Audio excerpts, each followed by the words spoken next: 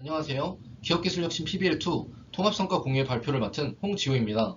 저희 팀은 저농도 포도당 측정을 위해 인공지능 기계학습 적용 방법을 탐구하는 연구를 진행하고 있습니다. 저희 팀원이며 한 학기 동안의 역할 분담입니다. 저희 팀의 연구 배경부터 설명드리겠습니다. 현대사회에서 당뇨병 환자 수는 매년 꾸준히 증가하고 있습니다. 당뇨를 확인하기 위한 혈당 측정기는 사람들이 단순 검사를 위해 구매하기에는 높은 가격이며 고통을 수반하는 체열 방식을 사용합니다. 또한 증세의 경미하므로 병원 방문을 통해 당뇨를 알게 되는 경우가 대부분입니다. 따라서 앞서 말한 문제점들을 해결할 수 있는 방법이 필요합니다.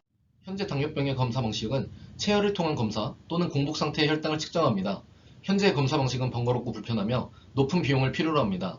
이런 문제 해결을 위해 비색 센서와 머신러닝을 이용하여 간편한 방식과 저렴한 비용으로 정확하게 당뇨병을 예측하는 것을 목표로 연구를 진행하였습니다.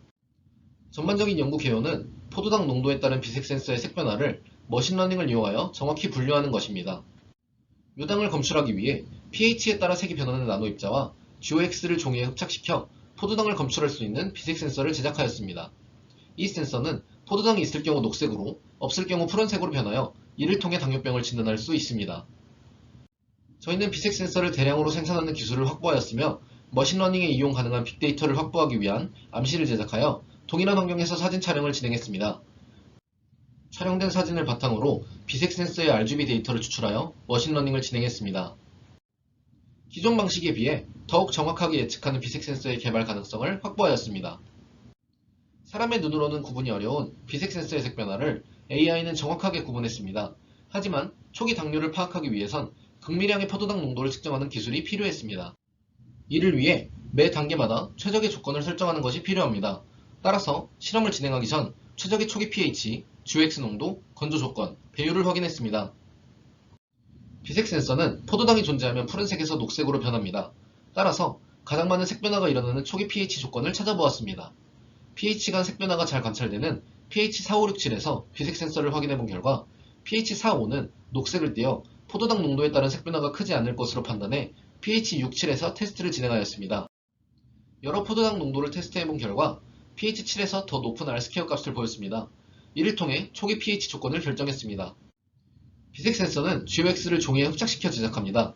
각 GOX 농도에서 15mg/ml가 에러값이 가장 작았습니다. 또한 GOX와 포도당을 처리하고 다양한 환경에서 건조를 진행했습니다. 그 결과 휴무드에서 건조하는 것이 에러값이 가장 낮았습니다. 다음으로 암실 속 동일한 조건에서 확대 후 촬영, 촬영 후 확대의 두 가지 방법으로 RGB 데이터를 추출하였습니다. 분석 결과 최적의 RGB 데이터 확보를 위해 촬영 후 확대한 원본 파일과 확대 후 촬영한 데이터 중 RGB 값의 차이가 가장 뚜렷한 3배 데이터를 토대로 머신러닝을 진행했습니다. 머신러닝 결과 촬영 후 확대하는 것이 더 높은 R스퀘어 값을 보였지만 AI는 극미량의 포도당 농도를 예측하지 못했습니다. 처음으로 돌아가서 비색 센서의 색변화 원리에 대해 생각해 보았습니다. 저희는 발생하는 수소이온이 적고 상대적으로 많은 나노입자로 인해 색변화가 나타나지 않는다고 가정하여 나노입자 농도를 희석하여 테스트를 진행하였습니다. 초기 나노입자의 100분의 1배, 10분의 1배로 희석시킨 후 동일한 조건에서 머신러닝을 진행했습니다. 그 결과 10분의 1배 희석한 0.5mg/ml에서 AI가 극미량의 포도당 농도를 정확하게 예측했습니다.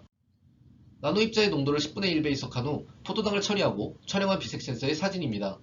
촬영된 센서는 머신러닝을 위해 RGB 데이터를 추출하였습니다.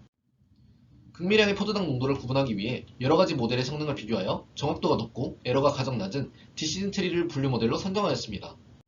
머신러닝 결과 각 포도당 농도 구간에서 뛰어난 구분 능력을 보였습니다.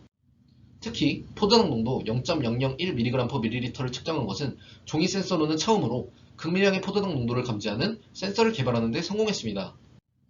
얻은 데이터를 바탕으로 작성된 컴퓨전 매트릭스입니다. 저희는 각 농도당 21개의 트레인셋과 6개의 테스트셋을 사용하였습니다. 추후 샘플수를 늘림으로써 더욱 정확한 분석이 가능합니다. 이 표는 1학기에 진행된 PBL1의 결과입니다. 나노입자의 농도는 5mg/ml로 포도당 농도 1, 5, 10mg/ml에서 정확한 분류 능력을 보였습니다. 1년 동안의 프로젝트를 통해 나노입자의 농도를 조절하고 머신러닝을 적용하여 포도당 저농도에서 고농도까지 정확하게 예측했습니다.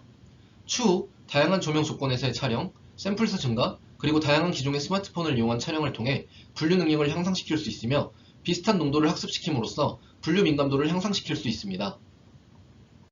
연구 결과 기존 방식과 달리 체열 없이 정확한 포도당 수치를 파악하여 간단하고 감염 우려가 없는 새로운 시스템 개발을 통해 연구 목표를 달성했습니다.